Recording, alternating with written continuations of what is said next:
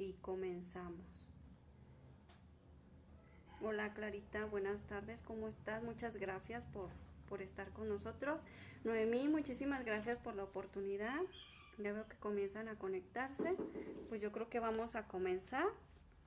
Pues mi nombre es Araceli Almanza, soy fundadora de Fundación Carlos Eduardo Almanza. Estamos en Irapuato, Guanajuato, en México, y muchísimas gracias a Noemí por prestarme este espacio para compartir con Perú. Muchísimas gracias y un saludo a Perú. Hola Elisa. Bueno, pues yo el día de hoy voy a hablar de la importancia de la familia dentro del diagnóstico del trastorno por déficit de atención e hiperactividad. Este, Aquí a lo largo de este espacio que nos han prestado, donde podemos difundir un poquito de este trastorno, pues han estado varios especialistas, entre ellos muchos de los que con los que comparto y conozco: Elisa Farías, Yari Paredes, Luis de TDAH Reset y un sinnúmero de especialistas que a lo largo de mi camino dentro del trastorno pues he conocido. Yo soy mamá de dos chicos jóvenes, un joven y un adolescente con trastorno de déficit de atención e hiperactividad, y pues han diagnosticado a mi hijo a la edad de los 4 años, por lo cual llevo 14 años viviendo con este trastorno, y después de 10 años de su tratamiento me autodiagnostiqué y después confirmé mi diagnóstico. Y obviamente a través de todo lo que voy aprendiendo y capacitándome, pues me he dado cuenta de muchísimas más cosas. Entonces, pues vamos a comenzar, y yo quiero hablarles de la importancia y el rol que juega la familia dentro del diagnóstico y del tratamiento del individuo con TDAH. Digo del individuo porque generalmente pensamos que este trastorno se da en la edad infantil, que desaparece en la adolescencia y que pues ya los adultos no deberían de tener nada, pero no es así. Entonces, pues vamos comenzando de que el trastorno por déficit de atención e hiperactividad pues es totalmente hereditario. Realmente yo lo desconocía hace 14 años, y hay ciertas pautas que no nos permiten como familia identificarlo correctamente, ¿no? ¿Por qué? Porque normalizamos. Yo quiero que ustedes como mamás se vayan al momento en el que decidieron ser padres. ¿Qué fue lo que pensaste en ese momento? Yo quiero que cada una de ustedes se visualice en el momento que les dijeron: estás embarazada, vas a ser mamá. ¿Cómo lo visualizaron? Generalmente idealizamos a esa personita que viene en camino, y conforme pasan los meses de embarazo, pues lo comenzamos a sentir, el latido de su corazoncito, cómo empieza a crecer, cómo se mueve en el vientre. Y cuando por fin lo tenemos en nuestras manos, lo vemos, nos lo entregan, y es el momento, al menos para mí, fue el momento más inolvidable y más hermoso que pude haber tenido en la vida. Y tienes a tu bebé, lo abrazas y posteriormente se lo entregas al papá, ¿no? Se lo enseñan, le dicen: felicidades, es un niño, es una niña. ¿Qué sintió ese señor como papá en el momento que le entregaron ese bebito? Yo quiero saber que ustedes se pongan a reflexionar un poquito qué es lo que pensaron. Pensamos en el nombre del bebé, pensamos en el cuarto, pensamos en muchísimas cosas. Por X y del destino, pues ambos tenemos que trabajar y el niño se va a la guardería. Y se va a la guardería, después al kinder, luego a la primaria, bla, bla, bla, bla. Y ambos trabajan. Y generalmente los educamos como a nosotros nos educaron, ¿sí? Los educamos como nuestra mamá nos enseña a educar, porque la primera vez que tomaste esa criaturita en tus brazos y que la ibas a bañar por primera vez, te aseguro que te pasó por la cabeza 1000 veces que se iba a quebrar. ¿Cómo lo ibas a hacer? No lo sabías, y te tuvieron que guiar y te tuvieron que enseñar, ¿sí? Y ya poco a poquito, obviamente, pues empieza a crecer. Entonces, normalizamos muchísimas cosas porque así nos educaron, y entra al kinder y es cuando empiezan los conflictos de que no hace caso, no sigue instrucciones, no se queda quieto, no está sentado, es muy agresivo, bla, bla, bla, bla, bla, bla. Pero en casa no es así.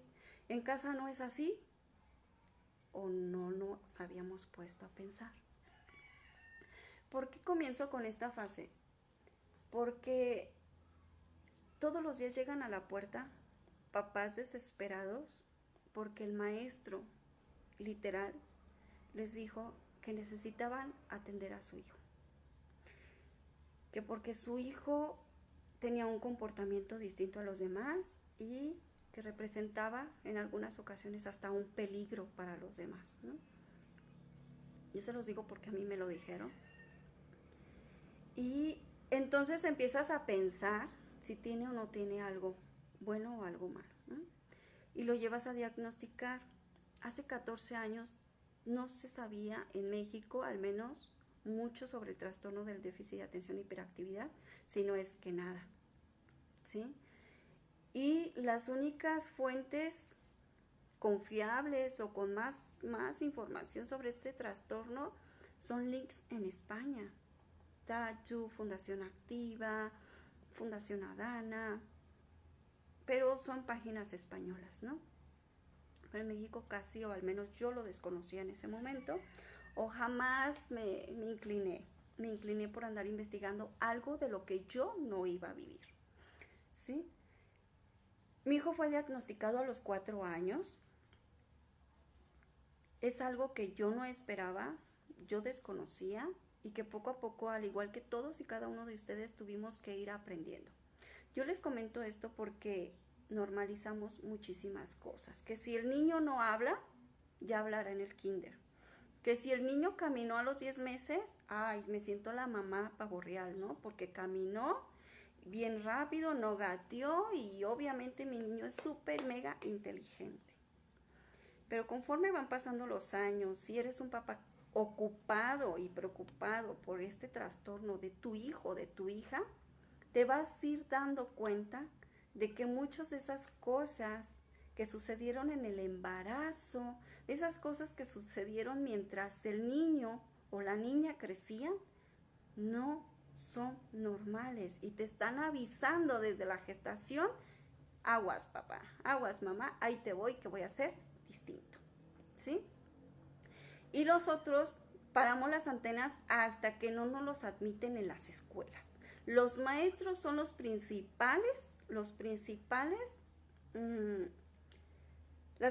personas que levantan una alerta, que dicen: hey, pasa algo con tu hijo. Y no siempre nos tomamos el tiempo ni siquiera de revisarles la tarea, ¿sí? Ni de revisar la mochila, y mucho menos ir a preguntar, de ir a preguntar cómo van nuestros hijos en la escuela. Muchas veces creemos que como padres cumplimos en tenerlos inscritos, llevarlos, recogerlos y se acabó.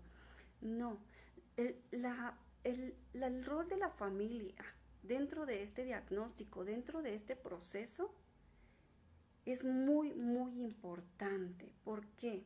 Porque llegamos buscando apoyo por primera vez o después de muchos diagnósticos, de mucho peregrinar, a un lugar donde llegamos con la etiqueta de nuestros hijos que son incapaces de realizar algo.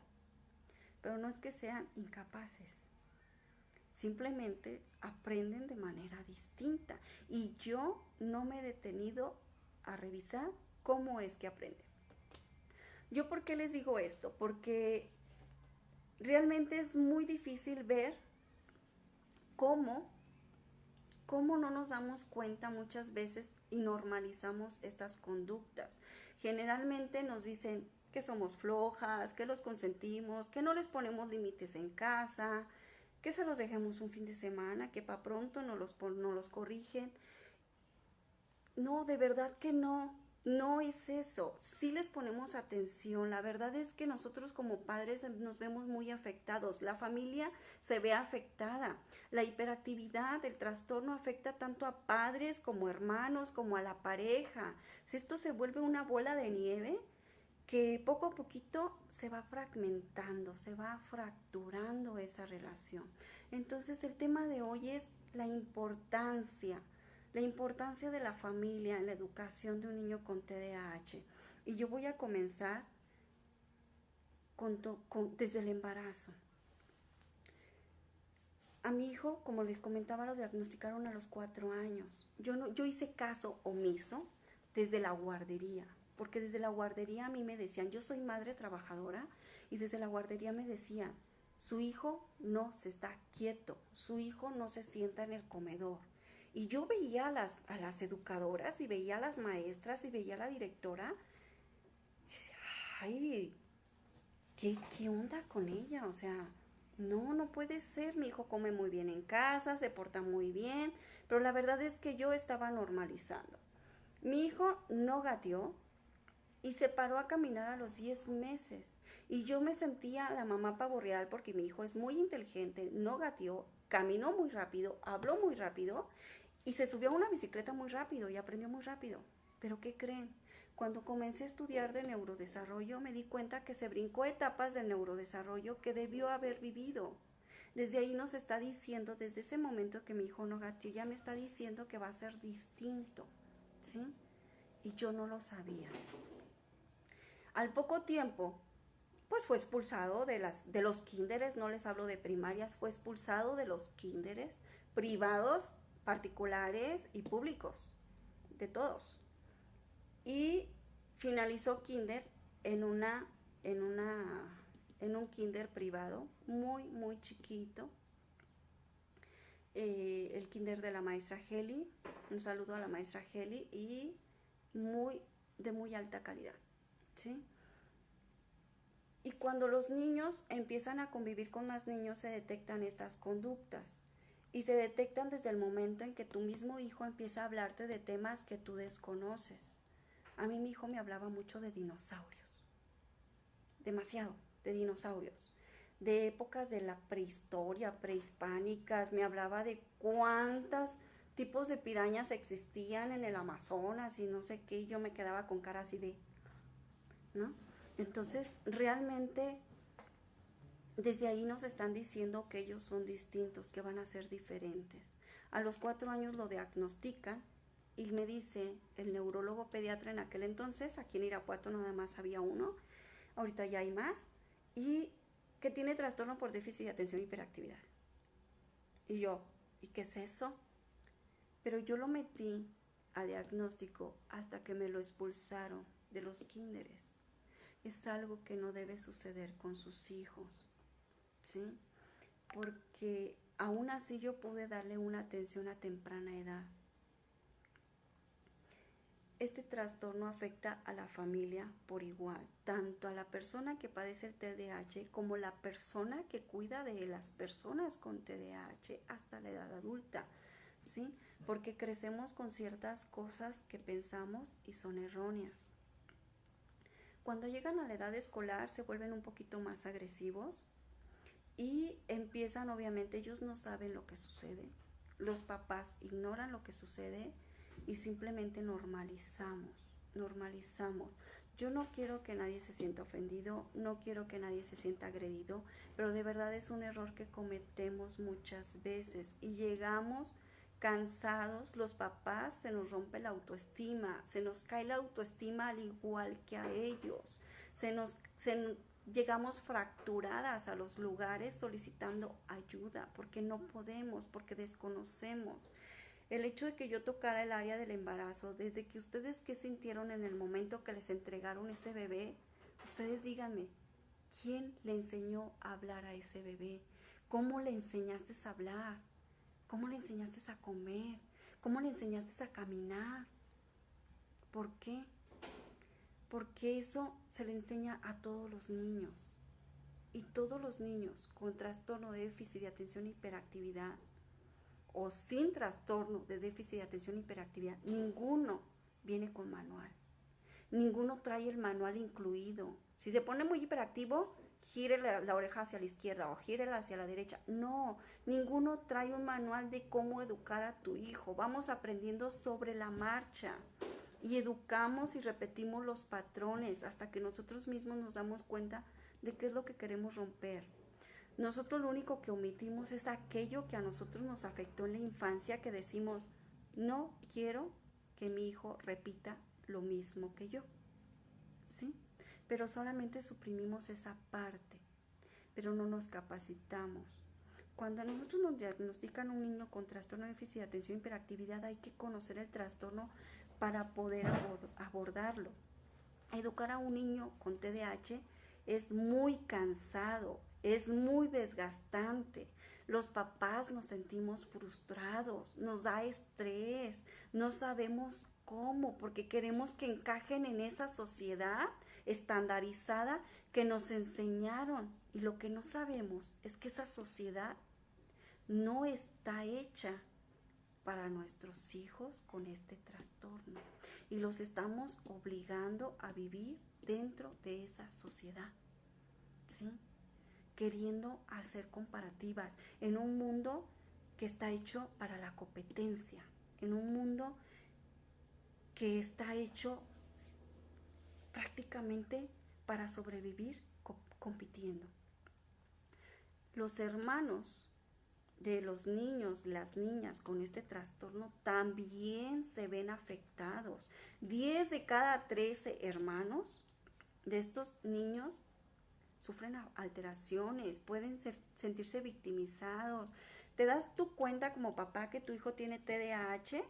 Te cae el 20 que tiene TDAH y dices, ok, lo voy a abordar, lo voy a llevar a su diagnóstico, voy a seguir el tratamiento, pero tengo más hijos con este trastorno. Y ellos también son mis hijos. Y yo se los digo porque yo soy madre de 3 hijos.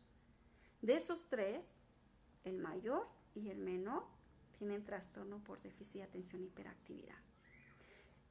El diagnóstico debe ser personalizado, debe ser tratado por un equipo multidisciplinario y un equipo multidisciplinario es o está integrado por el neurólogo pediatra, el psicólogo, neurólogo pediatra o paidopsiquiatra, el psicólogo, el psiquiatra, en el caso de los adultos, el neurólogo general, los maestros y los papás. Si no están todos enterados de cómo abordar este trastorno, va a ser muy, muy difícil que ellos lo superen. Si nosotros como padres no conocemos el trastorno y no estamos dispuestos a aprender de nuestros hijos que tienen este trastorno, ellos no van a poder sobresalir solos. No basta llevarlos a terapia y dejarlos en la puerta y recogerlos y pagar la terapia. No basta. Te tienes que involucrar. Te tienes que involucrar con ellos. Te tienes que involucrar para y por ellos. ¿Por qué? Porque tú también tienes trastorno. Generalmente siempre va a existir un papá o una mamá con trastorno de déficit de atención e hiperactividad, ¿sí? El niño que tiene TDAH, los papás tienen TDAH. Este trastorno es hereditario, por lo cual existió en tu linaje hacia atrás y va a existir en tu linaje hacia adelante. ¿Esto qué quiere decir? Que no se les va a quitar. Es parte, tener TDAH es un estilo de vida, es una condición de vida. Hay que vivirlo, hay que gozarlo, disfrútalo como tal. ¿Qué es lo que tienes que hacer? Revisa para que si son buenos, desarrolla sus potencialidades. Yo batallé mucho con mi hijo, muchísimo. No había nada. Cuando yo llegué con este diagnóstico al Seguro Social, porque es un tratamiento caro, el médico general me dijo, ¿qué es eso?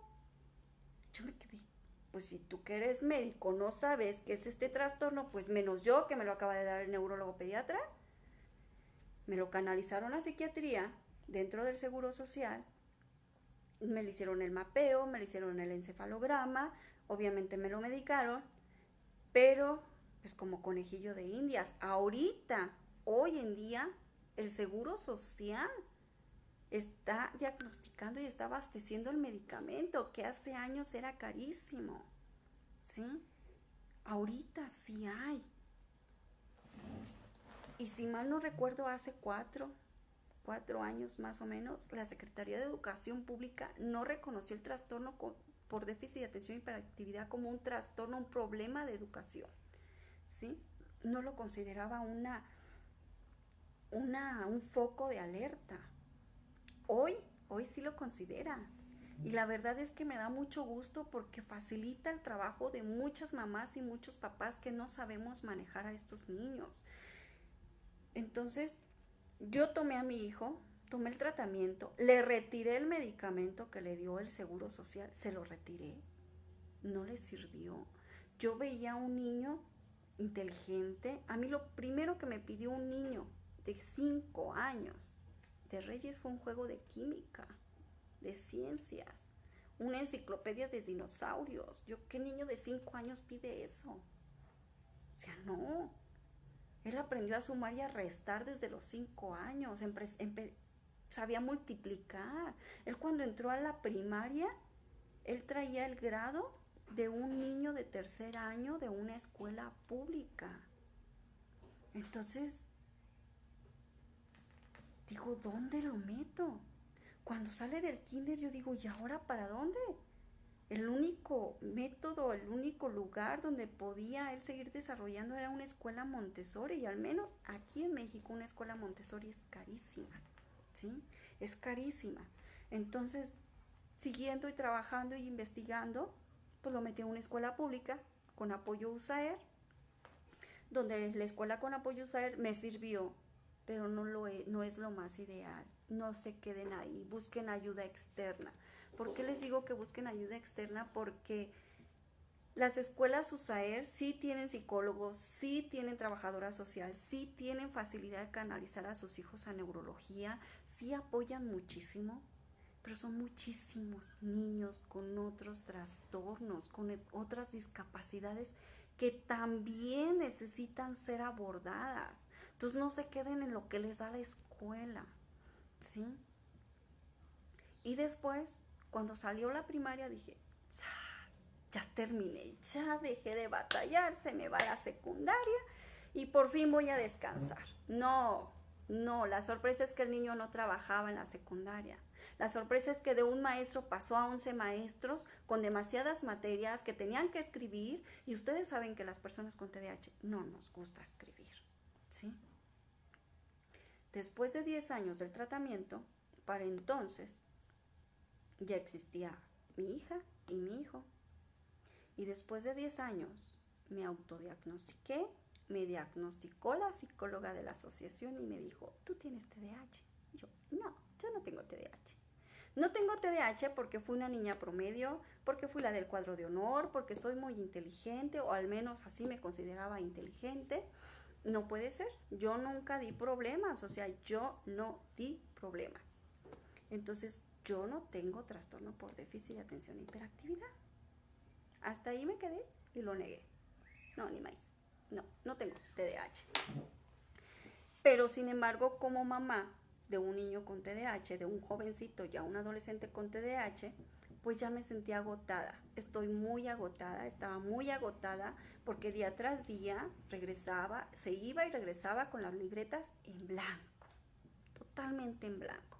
Estaba agotada porque todo el mundo me señalaba, me criticaba, me decía que no puedo con mis hijos.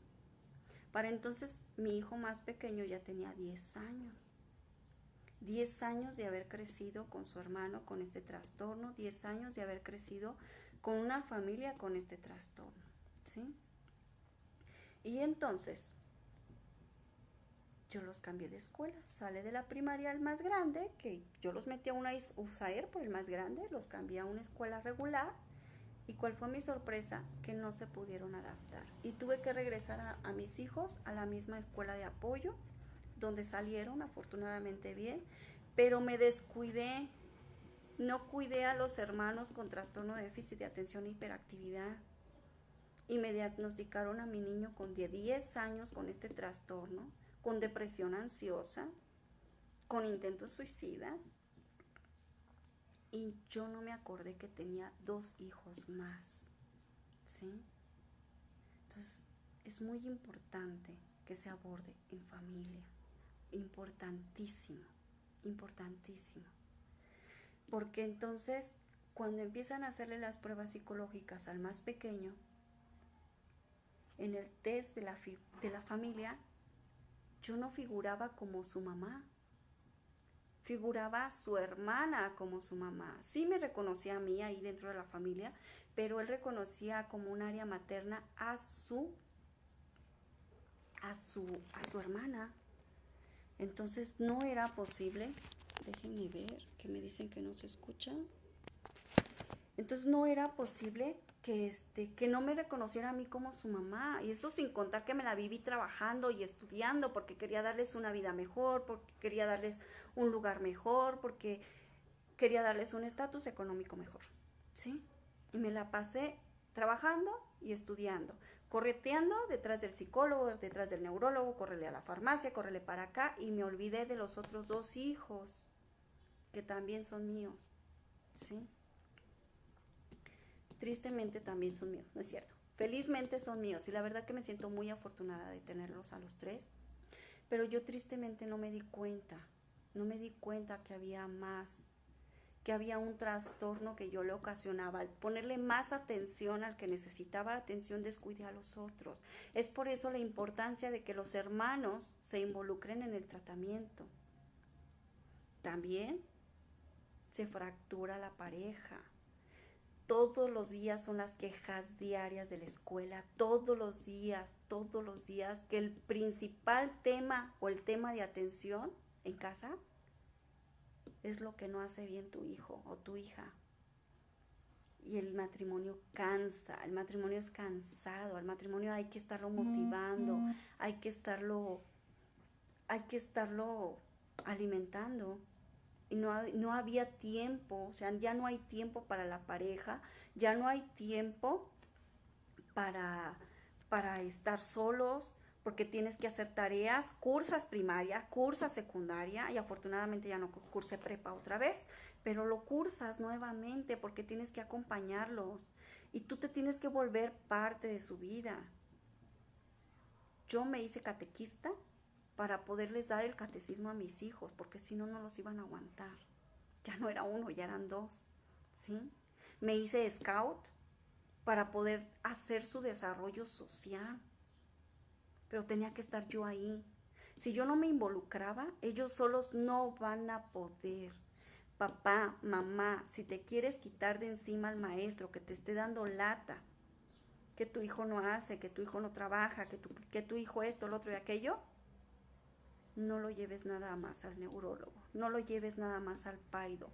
El tratamiento es multidisciplinario, lo tienes que desarrollar. ¿Quieres que hagan las cosas? Hazlas tú primero.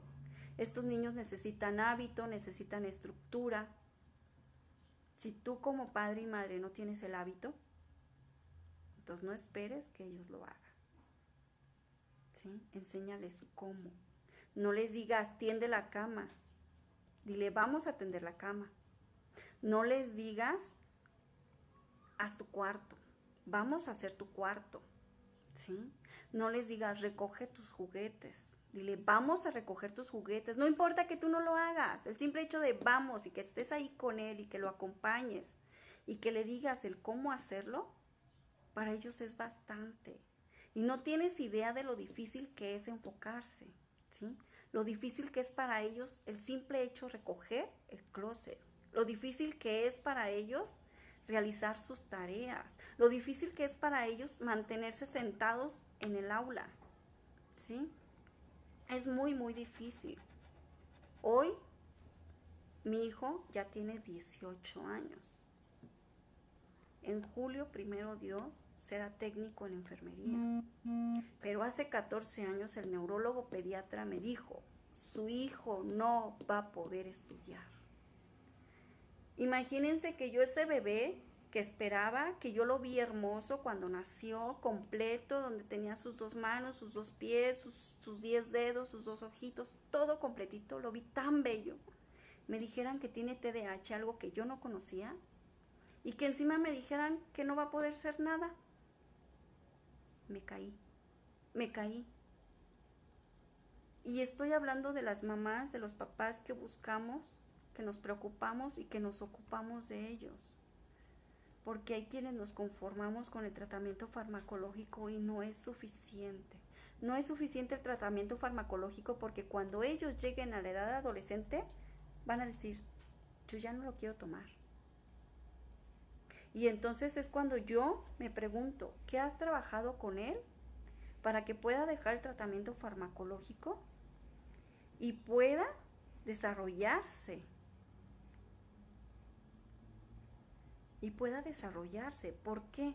Porque si no se desarrolla, ¿cómo va a dejar el tratamiento?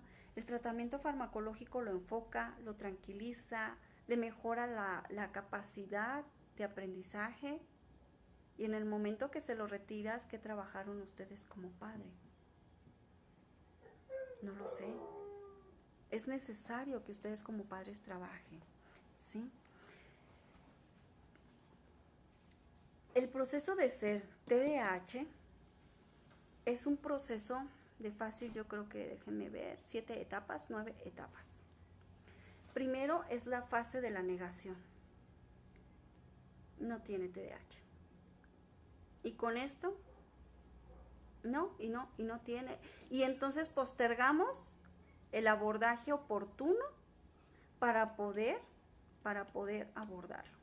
Después viene la fase de la rabia, donde nos damos cuenta que sí tiene este trastorno, pero que no entendemos por qué a nosotros, por qué yo tengo un hijo con este trastorno, por qué a mí, si siempre fui una buena hija, fui una buena hermana, fui buena estudiante, fui buena trabajadora, ¿por qué a mí me diste un hijo con trastorno con déficit de atención e hiperactividad? Y después lo miras y viene la fase de la tristeza, donde lo amas, donde lo quieres, donde lo aceptas, pero te da tristeza. ¿Por qué? Porque el mundo te rechaza, porque el mundo te etiqueta. Vivimos en una sociedad de etiquetas. Todo tiene etiquetas. Entonces te da tristeza porque todo el mundo te lo etiqueta, y no nada más a él, no nada más a ella, te etiquetan a ti como mamá, te etiquetan a ti como familia, ya no te invitan ni a las fiestas familiares, ni a las fiestas sociales, ni a ningún lado. ¿Por qué? Porque no los puedes controlar, porque mira cómo vienen, y no me van a dejar negar las mamás, de verdad, que tú les dices que se pongan su mejor ropa, se las pones sobre la cama y se ponen lo que no debían ponerse, ¿sí?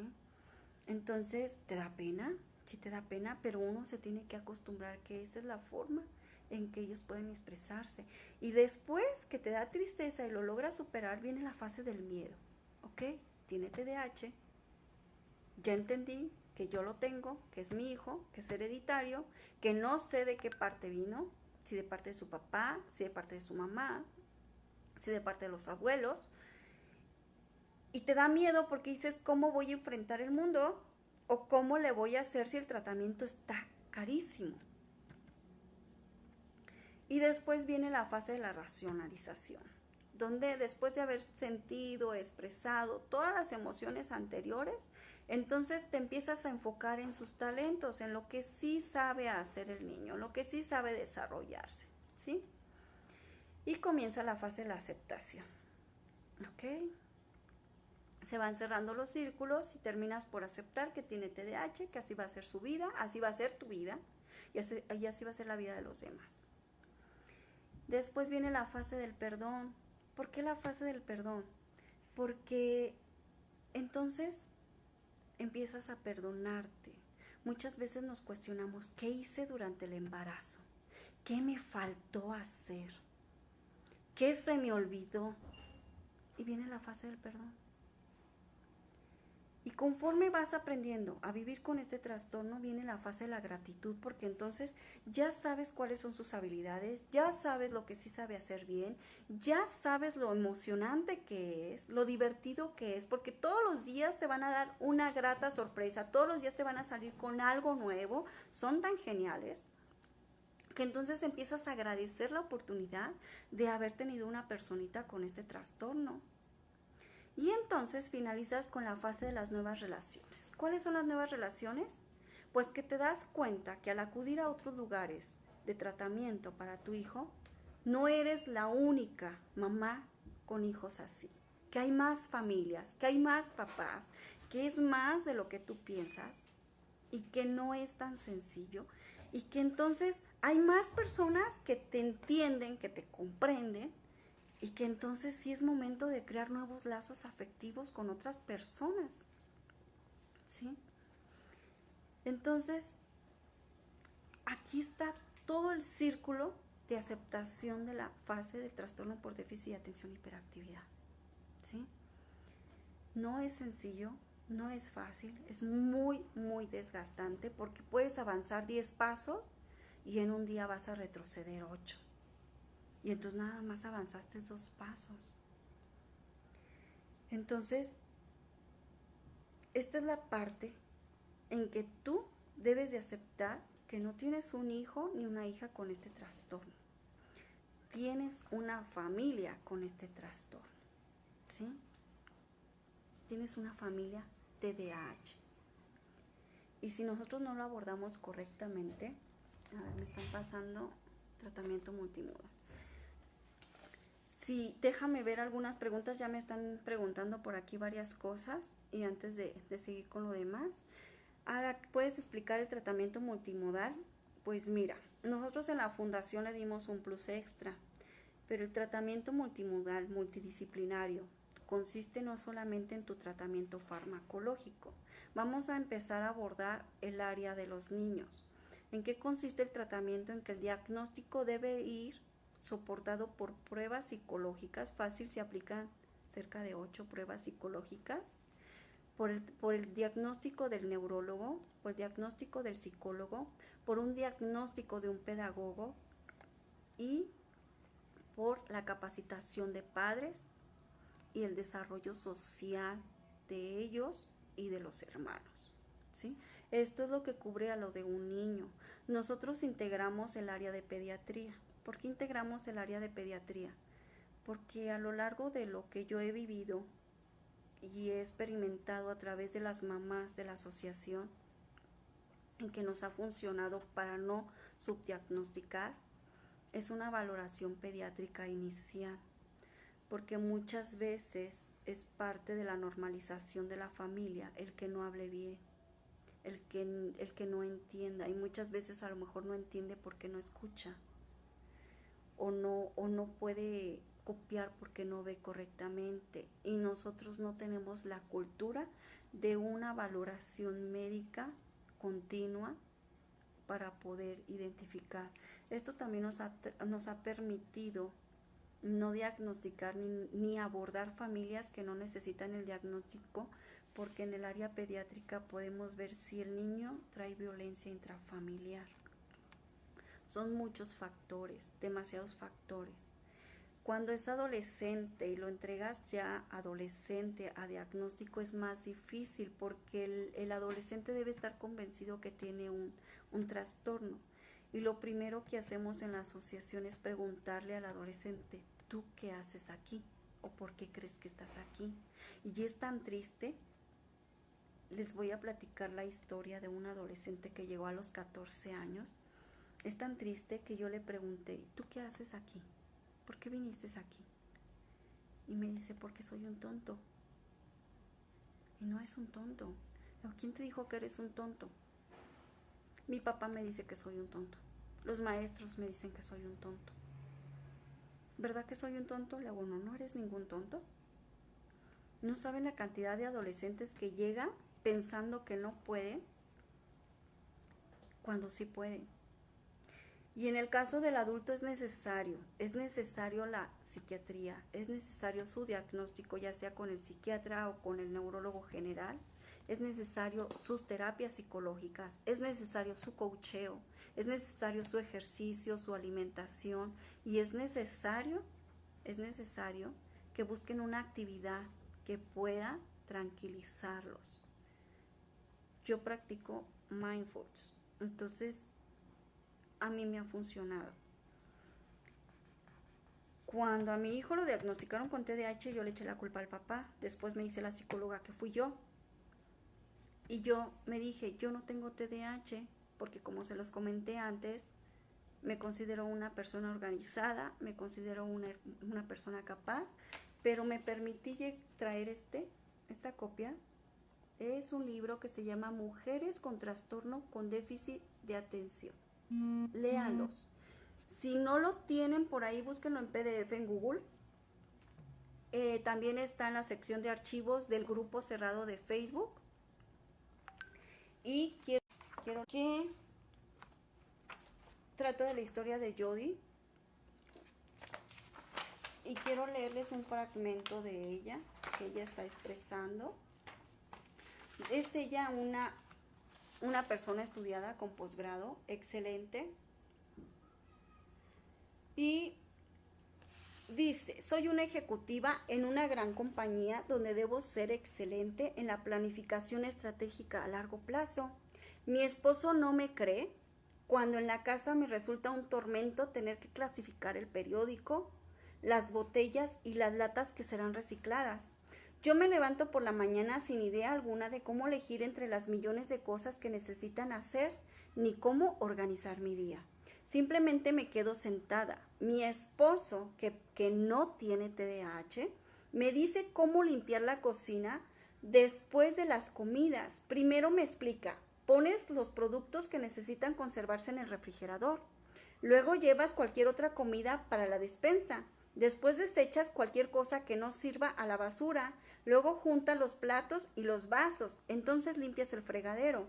En ese punto comienza a enjuagar los platos y de nuevo los juntas según su tamaño antes de ponerlos en la fregadora automática. Es una excelente profesionista, pero es incapaz de tener ordenada su casa. Léanlos. Hay muchas historias de mujeres con TDAH. Generalmente se lo acatamos a los niños. La diferencia es que la hiperactividad se da más en los niños y la inatención en las niñas. Y esta parte que desconocemos de abordar a las niñas con TDAH es por el tipo de cultura y la educación que traemos, de que las niñas son más quietecitas, son más tranquilitas, pero su falta de atención ahí está. Cuando uno empieza a estudiar neuroeducación, las estadísticas de la dislexia oscilan entre el 8% por aula. Y es la misma estadística que tiene el TDAH por aula. Han llegado a la asociación niños sobredotados diagnosticados y ya con tratamiento farmacológico con TDAH cuando son niños sobredotados. Niños con diagnósticos de TDAH que simplemente tienen dislexia. Por eso debe ser un tratamiento multimodal, porque necesitamos revisar y descartar todas las posibilidades. Ahorita ya existen estudios muy avanzados por medio del Aula Explora, por medio del MOXO, que muchos de nuestros neurólogos pediatras utilizan, pero el área social es muy importante, porque el área social es la que nos pega ya cuando estamos grandes. Generalmente las mujeres nos damos cuenta que tenemos este trastorno cuando diagnostican a nuestros hijos, pero no porque nosotros sepamos. Yo a lo largo de lo que he aprendido y de lo que veo, y de verdad, Elisa, te doy las gracias, porque muchas de las cosas que publica Hablemos de Neurodesarrollo, de Elisa Farías, me llevan a recordar etapas de mi vida infantil que yo ya no me acordaba. Y entonces empiezo a ver por qué mi hijo tiene TDAH, ¿sí? Cuando yo llego al neurólogo, me dicen que yo no tengo TDAH, que lo que tengo es síndrome de Burnout, o sea, hace que desgaste laboral. Pero no es así, no es así. Ya descansé, descansé un año laboralmente y no es así. Yo sigo con un motor interno haciendo una y mil cosas, ¿sí? Y en alguna área de mi vida no estoy completa.